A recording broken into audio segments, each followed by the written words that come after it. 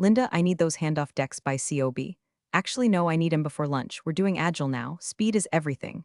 That was the first sentence Callie ever said to me. Not hi, not nice to meet you, not even a fake corporate compliment like love your ops flowcharts.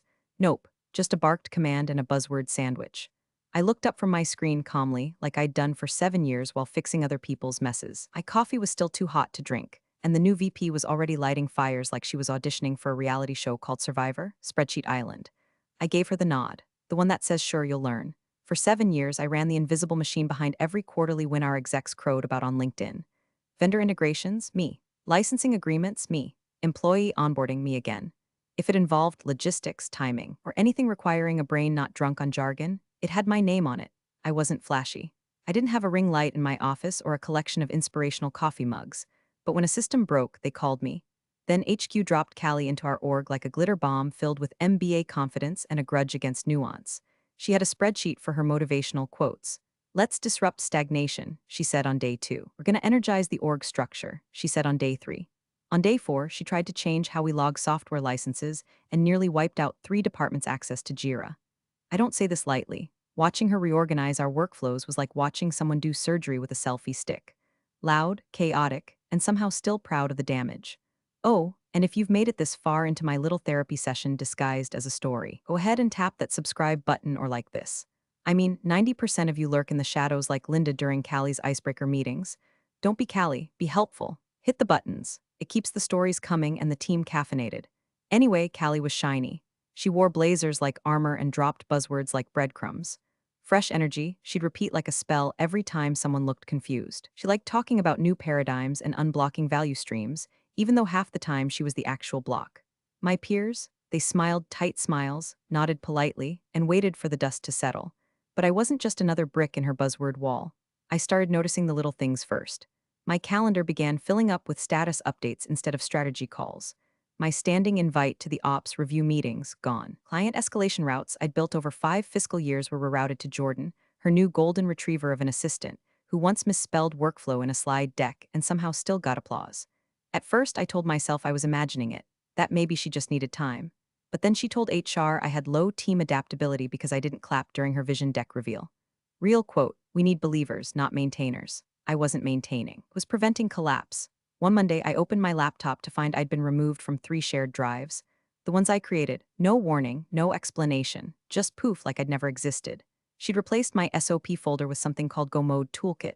It had a Canva design checklist and a looping video of Callie explaining Scrum philosophy while a ukulele played in the background.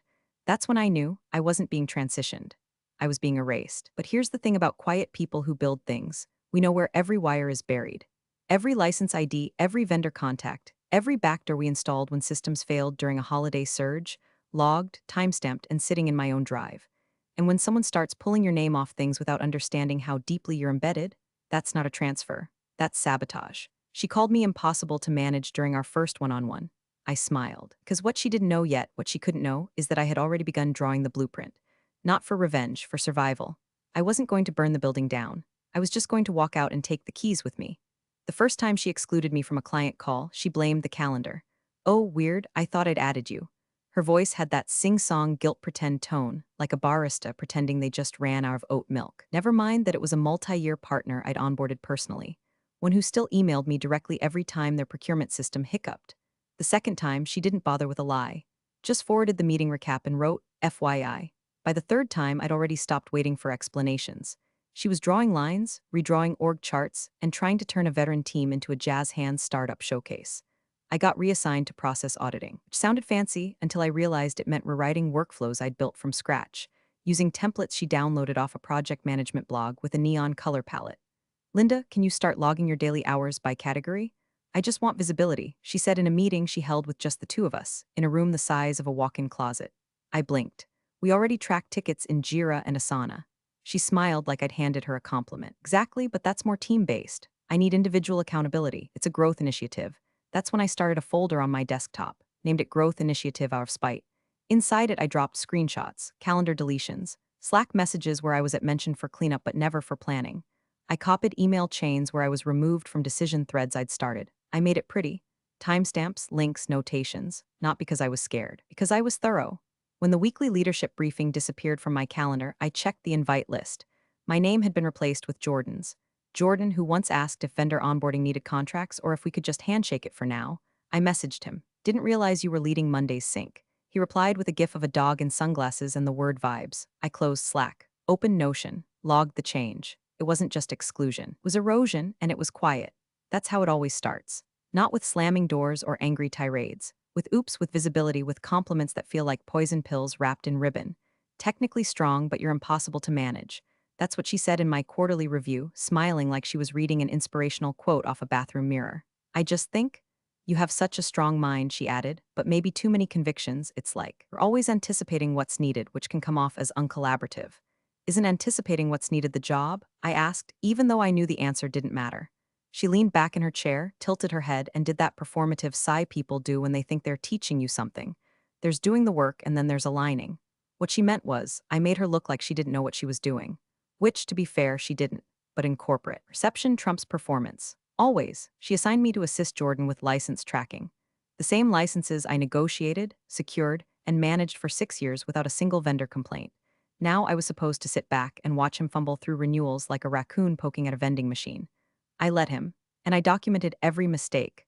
I documented the missed renewal with the CRM tool that caused 2 days of sales blackout. I documented the new structure file she rolled out without QA, where 3 departments accidentally got admin access to HR folders. And when she told the team we were remapping responsibilities for flexibility, I quietly reassigned all my escalation contacts to trusted peers I'd trained for years. Gave them passwords. Gave them logs. Gave them my trust. What I didn't give Callie was access. She didn't know it, but she was standing on scaffolding I'd built with blood and deadlines. And every time she tried to chip away at my place in the system, she made the whole thing creak a little louder. Eventually, she'd notice. But by then, I'd already be out of sight with the blueprints. The project was called Lighthouse. Not a sexy name, but it was mine.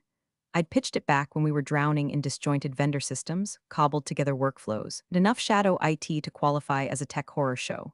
Lighthouse was supposed to bring clarity, merge finance ops, legal hold triggers, and customer service flows into one clean, trackable process map. It had been 2 years in the making. A slow grind of approvals, iterations, and pilot rollouts that somehow survived 3 budget freezes, an acquisition scare, and a pandemic. And then Callie handed it to Jordan. Not because he understood it, not because he contributed a single line to its scoping or design, but because he had enthusiasm, and she said the team needed a more visible face for the initiative. I was pulled from my own damn project with a calendar invite titled Leadership Realignment Touchpoint. She didn't even tell me face to face. Just popped into my office with a cheery quick heads up and a 5-minute monologue about bandwidth optimization, alignment metrics, and other polished nonsense. When she finally paused, I asked, who's taking Lighthouse? Oh, she beamed like I'd asked her about a surprise party. Jordan, he's so passionate, and I think he'll really elevate the message. Elevate the message. The message, by the way, was, stop breaking the damn process or we'll be fined again. But sure, let's give it a spin and a mascot. The next day, I checked the shared drive. My name had been removed from all Lighthouse documentation. The folders still existed, the files still functioned, but the metadata, the little author stamps, the track changes, the Git history logs gone. Replaced with team project lead, Jordan T, like it had always been his. That's when the quiet fury set in. Not the kind you scream about, the kind you sharpen. I opened my terminal window, ran a few queries, downloaded the access history on the folders, saved the change logs, took screenshots of every commit I'd made, every proposal version, every client comment tagged to my name. I cross-referenced email threads where Jordan wasn't even CC'd, proof he wasn't just late to the party. He hadn't even known it existed. I didn't send a single angry message. I just opened my private vault on Notion and dropped everything into a folder labeled Jordan's Miracle. I backed up all the procedural knowledge, every onboarding doc, every client-specific clause, every workaround we'd used during the early Lighthouse rollouts. I removed my name from the active permissions and left placeholder notes pointing to a shared dummy account I'd created 3 years ago in case of emergencies.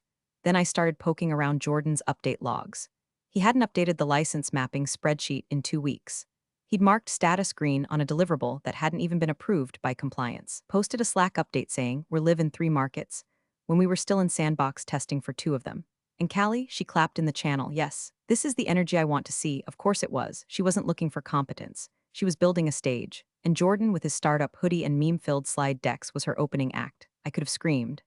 I could have rattled the team, gone to HR, written a manifesto about the death of merit in modern orgs. But I didn't because I wasn't done building. I took a deep breath, copied over the audit protocols to a private archive, and initiated what I now refer to as the Great Decoupling. One by one, I began shifting system ownership to the people I trusted, not as a rebellion, as preservation. These weren't just coworkers, they were the ones who stayed late with me during the security breach last March, who brought coffee during rollout weekends, who quietly covered when leadership flaked and then thanked each other in the postmortem.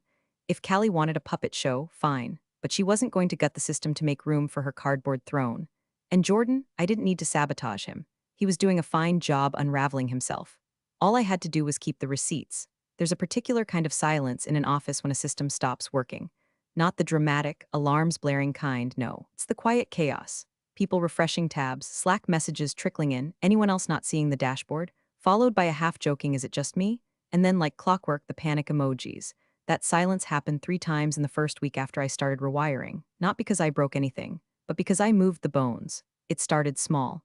I rerouted the API keys for 2 of our customer feedback tools. Originally, they were assigned to a generic admin account, something Jordan was supposed to own, though he couldn't tell you the difference between an API token and a QR code. I switched the dependency to a legacy credential set I created years ago, tied to an account with multi-factor auth, complete audit logs, and most importantly, me as the point of contact. Then I rewrote the SOP, not drastically, just enough to reflect current process standards, which now required credentials that lived in vaults only 3 of us had access to, and all 3 of us trusted peers. People I'd coached, promoted, defended during layoffs. People who still whispered this place is held together by duct tape and you when we passed in the hallway. Each doc I revised, workflow charts, client onboarding guides, procurement flows, I signed with my initials in the metadata. Not in bold, not loudly, but undeniably mine. Tucked into version histories, embedded in file paths, noted in footnotes like breadcrumbs. Jordan didn't notice. Callie didn't care, which worked beautifully. Because if you want someone to step into a trap, you don't hide it, you just make it look like a shortcut. Around this time, I found it, buried in my original offer letter, sandwiched between PTO clauses and IP language. Lines so dry you could miss it entirely. In cases of critical system development or designated operational foundations, the company recognizes foundational asset status, as outlined in Clause 8.2.1b. I blinked at the words for a full minute, foundational asset. I dug deeper. Found the attached clause in the employee handbook, one Callie had definitely never read, judging by her reaction to basic compliance language. It detailed rights for employees who built non-replaceable frameworks, required board review before structural reallocation of such assets. More importantly, it required documentation of reallocation ownership, and failure to document triggered an audit. I nearly laughed, because they hadn't documented anything. Callie had been so obsessed with airbrushing my name out of visibility that she skipped the part where you actually, legally, move ownership of foundational systems. All those fresh starts? They weren't reassignments, they were voids. Voids filled by duct-taped dashboards and vibes. I printed the clause, highlighted it, slid it into a file folder labeled Endgame. Then I got back to work. The rewiring went faster after that. I started mapping all critical dependencies to the license tree I built years ago: software, vendor contracts, internal tools. All paths led through accounts I still had administrative access to. And instead of centralizing ownership under departments, I shifted them to individual contributors, the ones who understood the difference between process and presentation, the ones Callie had already ignored. I left comments in the handoff guides: original created by Linda, updated per legacy config, ownership TBD pending review. I built redundancy, cross-trained backups, and turned the team into a distributed knowledge network she couldn't trace on a whiteboard, and I never said a word. I didn't need to. Callie thought she was erasing me, but I was making myself structural. I was the steel beam in the drywall she kept trying to knock down, and every time she painted over my name, she left the wiring intact. And it all led back to me. The first missed deadline was brushed off with a meme. Jordan dropped a Slack message in the team channel. A picture of a flaming dumpster floating down a flooded street with the caption, "We're pivoting." He added a laughing emoji and said, "Small hiccup with the lighthouse onboarding. Should be good by Friday." Startup vibes, only it wasn't a small hiccup. It was a missed compliance checkpoint for one of our oldest enterprise clients, meaning the integration window closed. The legal team had to file an extension. We were now technically out of SLA. I knew because the client forwarded the whole chain to me with a single line. "Not sure who's in charge anymore, but this isn't working." I didn't reply, I filed it. The second red flag came via finance. A vendor called looking for a renewed services agreement tied to our billing API. The original had expired 2 weeks prior, and their auto-suspension policy kicked in without so much as a courtesy ping, meaning our internal invoicing flow, the one Jordan proudly demoed in the all hands, was dead in the water. I got the "Hey, do you still handle this?" call at 7:42 a.m. on a Tuesday. I didn't answer. I sent them Callie's email instead. The third blow was the kicker.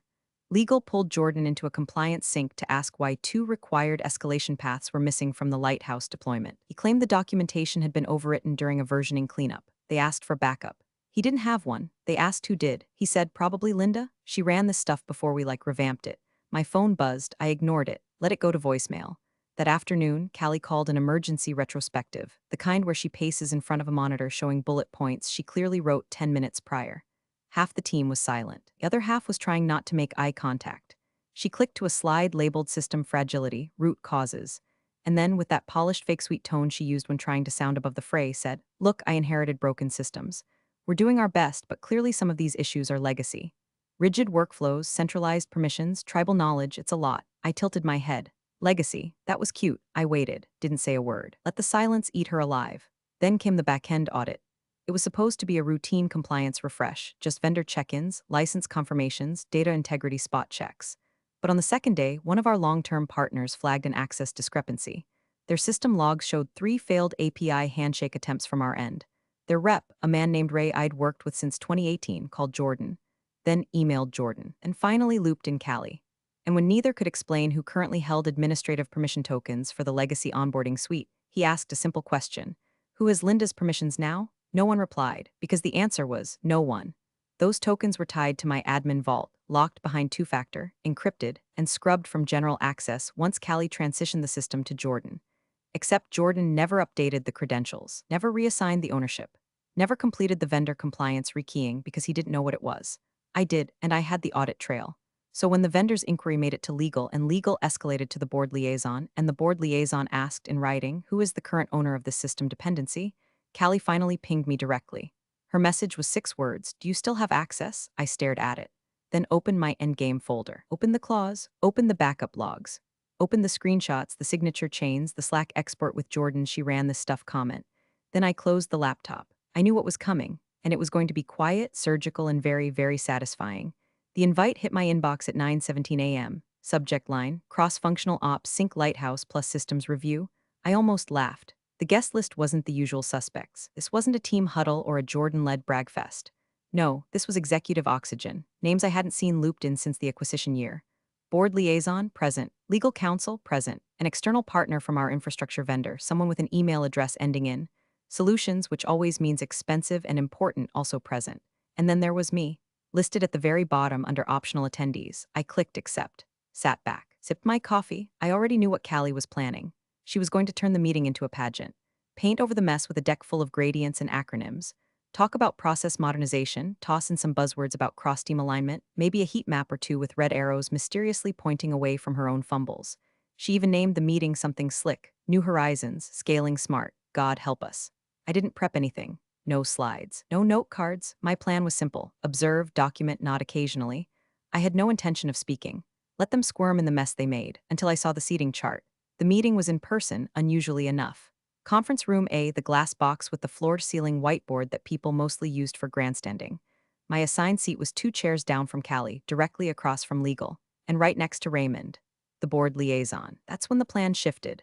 Raymond wasn't the kind of guy who showed up unless someone was skating near a governance violation. He was old-school, ex-military calm, the kind of man who could spot a lie before the mouth finished moving. If he was coming, someone had pulled the fire alarm behind the scenes. I printed 3 documents, a summary of foundational system dependencies, a clean copy of Clause 8.2.1b, Foundational Asset Designation, a signature log tracing Lighthouse's ownership flow. I put them in a folder, nothing flashy, just the facts. If the conversation turned south, I'd be ready to hand it over like a witness sliding a manila envelope across a courtroom table. The morning of the meeting, Jordan posted a selfie to Slack with the caption Showtime, followed by a rocket emoji and something that looked like a smoothie in a mason jar. Callie walked in 10 minutes early, wearing a white blazer that practically screamed, "Trust me." She greeted everyone like a motivational speaker, bright smile, hand gestures, verbal glitter. She passed out printed agendas like they were golden tickets. I took mine, read it. Bullet point 3, System Redesign Highlights presented by Jordan T. Bullet point 4, Q&A Transition Successes and Learnings. I nearly rolled my eyes into another dimension. Raymond sat down beside me, gave a short nod. Linda, Raymond, you built Lighthouse, right? He asked, flipping open a notebook with tidy handwriting. I kept my expression still, from the ground up. He nodded once more, scribbled something, that was it. The meeting began with Callie's usual flourish. We're so excited to share our recent progress, she began, and really dig into how this new structure is enabling velocity and clarity. She used the word velocity 4 times in 2 minutes, and Jordan took over, clicking through slides full of icons, flowcharts, and a quote from Steve Jobs that didn't actually apply to anything we were doing. He described the lighthouse revamp like he'd personally built it in his garage while listening to lo-fi beats. No mention of its original architecture. No mention of compliance hiccups. Just elevated pipelines and increased transparency. Until slide 7. That's when someone from the vendor side leaned forward. You walk us through the escalation logic for your onboarding triggers? Jordan blinked, clicked, fumbled. Callie cut in too quickly. We're still finalizing some elements. Transitions always come with learning curves. That's when Raymond turned to me. His pen tapped once on the agenda. Linda, he said, not a question, a request. I didn't even open the folder. I just spoke. The current onboarding triggers were implemented under Phase 2 of Lighthouse. They were built on conditional handoffs between compliance gates and user provisioning systems. The escalation logic includes 3 fallback routes, none of which are documented in the current flow. Silence. Then, so who owns that logic now? The vendor asked. Before Callie could answer, my old team lead, Carla, who'd been quiet the entire time, just said, Linda built it. She's the cornerstone here. The air left the room like someone had cracked a vacuum seal. Callie blinked, smiled a little too wide. Of course, Linda was foundational to the early version, but Jordan's team has really brought it forward. Raymond's pen stopped moving. The vendor raised an eyebrow. Legal started flipping pages in their binder. And me? I just leaned back in my chair, folded my hands in my lap, and waited, because the trap had already sprung, and they didn't even realize it yet. The question came from Jennifer, the external compliance consultant brought in to assess cross-system transparency, which, in plain English, meant find out why everything's falling apart without using the word lawsuit. She'd been quiet most of the meeting, taking notes with a level of detail that made even Raymond glance over once or twice. When she finally spoke, it wasn't dramatic. No throat clearing, no tension raising. Just a simple, surgical question. Can someone walk me through the reporting reconciliation logic between Lighthouse and the finance ledger? Specifically the trigger that flags discrepancies in vendor payouts? Callie blinked like someone had just asked her to recite the national anthem backwards. Jordan looked at her, then at the screen, then back at her, like a raccoon caught inside a vending machine and wondering who locked the door. Oh yes, Callie said quickly. That system, right. So that was part of the revamp. We, restructured the reconciliation layer to better reflect, Jennifer cut in, calmly, kindly but not softly. I've reviewed the diagrams Jordan sent over last week. That trigger isn't in there, and the last documented reference to that logic came from a system log 3 months ago under Linda's credentials. The room froze. I didn't speak. I didn't move. My former team lead, Carla, sitting across from legal, slowly set down her pen, looked directly at Jennifer, then at Raymond, and said the words that would burn into everyone's skull for the rest of the fiscal year. That entire flow was Linda's. She's the cornerstone here. No emphasis, no edge, just a flat statement of truth dropped like a stone into a glass of water. And everything rippled. Jordan went pale first. His lips moved, but no sound came out. He looked at the monitor like it would offer him a lifeline. It didn't. Callie tried to recover, fast and loose, stumbling into a tone she thought sounded composed but came out brittle. Well, sure, Linda created a lot of the initial structure, absolutely. But the current systems reflect team-wide collaboration, and honestly, we're moving into a space where collective ownership is more appropriate for who owns the trigger now? Jennifer asked again. Not budging. I mean, that depends on how you define ownership, Callie replied, smiling too tightly. Legally, said legal. Silence. All eyes flicked to me. I opened my folder, slid out the printout. A one-pager, signature logs, access records, the original design memo for the reporting trigger, dated and watermarked with my name and Carla's sign-off. I didn't push it across the table, just held it, let it exist in the space. Raymond leaned forward. Was this documentation part of the transition? He asked Callie, voice flat. Callie licked her lips. There was some overlap. We were iterating fast and I trusted the team to handle version control. Jennifer tapped her pen on her notepad. So you never reassigned ownership, never updated the logic, and never ensured continuity for a compliance-critical flow? I wasn't aware it hadn't been updated, Callie said, voice climbing higher. That's the problem, Carla murmured. Callie looked like she wanted to throw a chair through the window. I sat still. Raymond turned to legal. We'll need to revisit the quarterly review documentation.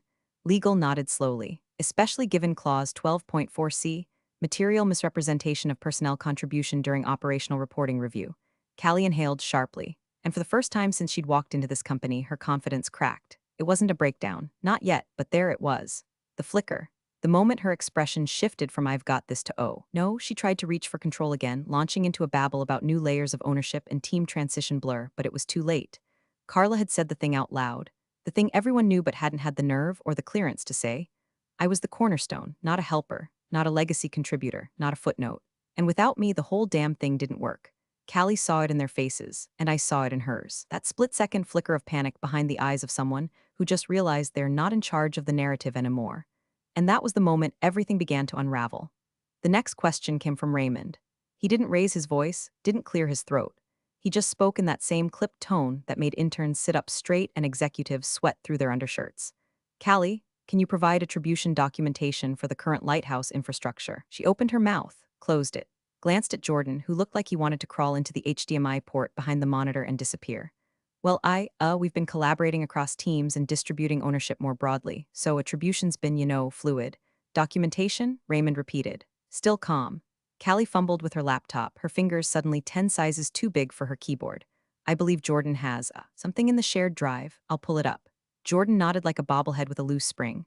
Totally, yeah, I have the deck. It's got everyone listed. He opened the folder. Clicked. Silence. Jennifer leaned forward. Jordan, I think you're showing the status update deck, not the architectural breakdown. He froze. Oh, right, 1 sec. Meanwhile, legal was quietly scrolling on their tablet, flipping through internal quarterly reviews. Midway through the meeting, they paused, tilted the screen, and held it up so the rest of the room could see. Callie, legal said flatly. In your Q2 review submission, you cited Jordan as the lead contributor for the system reporting flow. Callie blinked. That's accurate from a rollout perspective. Legal scrolled. Your notes list him as the designer and architect of the logic, which contradicts both the audit logs and the vendor access trail. Callie's jaw twitched. There must have been a miscommunication. I assumed he had taken over those responsibilities. Did you confirm it? Jennifer asked, voice steady, knife-like. Callie didn't answer. HR cleared their throat. We're going to need to revisit Callie's signed operational acknowledgement, specifically Clause 4.2. Raymond didn't look away from her. Clause 4.2? HR nodded grimly. Material misrepresentation of core personnel functions. If proven, it triggers provisional suspension pending review. Mandatory? Jordan suddenly found something very interesting on the table. And still, I said nothing. I didn't need to. Callie was unraveling faster than a cheap suit on a rainy day. Her voice got thinner, higher. She repeated phrases like collaborative evolution and team-led transition like they were incantations, but none of it landed, because every person in that room had seen the flow, heard Carla's line, watched the systems fall apart the moment I was erased. Now the paper trail confirmed it. Legal turned to me. Linda, do you have documentation showing your contributions to the reporting flow and onboarding logic? I slid the folder across the table, didn't open it, didn't monologue. Just a manila envelope filled with exact dates, approval stamps, code version notes, access logs, and the original SOP signatures. Carla's initials. Mine, not Jordan's, not Callie's. Jennifer skimmed one page and nodded. This is definitive. Callie opened her mouth, probably to lie, probably to spin, but HR raised a hand. We've seen enough for now. Let's pause the discussion here. Raymond nodded. We'll reconvene with a limited group, and just like that it was done. No shouting, no courtroom drama. Just silence, documents, and Callie watching her own reputation fall apart one bullet point at a time. She looked at me like I'd stabbed her, but I hadn't lifted a finger. I just let the truth breathe. She packed her laptop like she was disarming a bomb. Jordan followed behind her, avoiding eye contact with everyone. The door closed behind them with a soft click.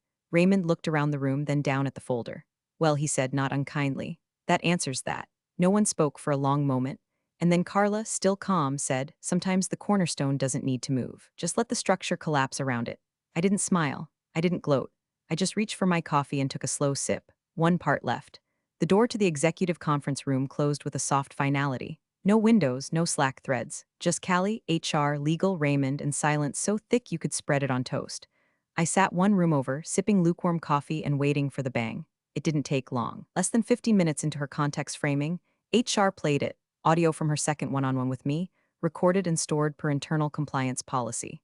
Her voice clear as day, you're technically strong, but you're impossible to manage. Timestamped, filed, annotated.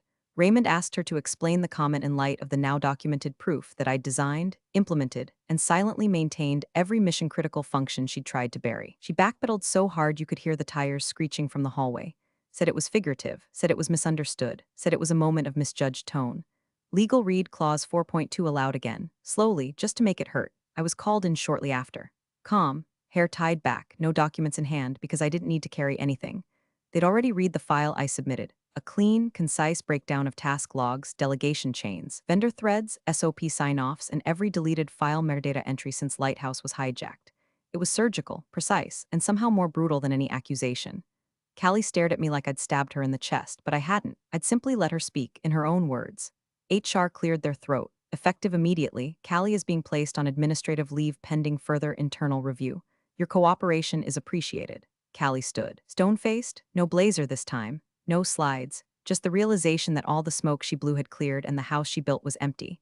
She walked out of the room, didn't look back. Raymond turned to me. We'd like to offer you the role. VP of Systems Strategy. Full control, you've already earned it. I looked at him, paused, then smiled. Thank you, I said, but I've already built something else. 3 months earlier. While they were busy erasing my name from systems they didn't understand, I'd registered an LLC. Quietly. I'd booked one small contract with a former vendor who still trusted me, then another. By the time this meeting happened, I had 3 confirmed clients, all departments within this very company. The same departments Callie tried to puppeteer into her portfolio. My first invoice was already processed. I stood up, reached for my folder, and shook Raymond's hand. No hard feelings, I said. Just clarity. He nodded once.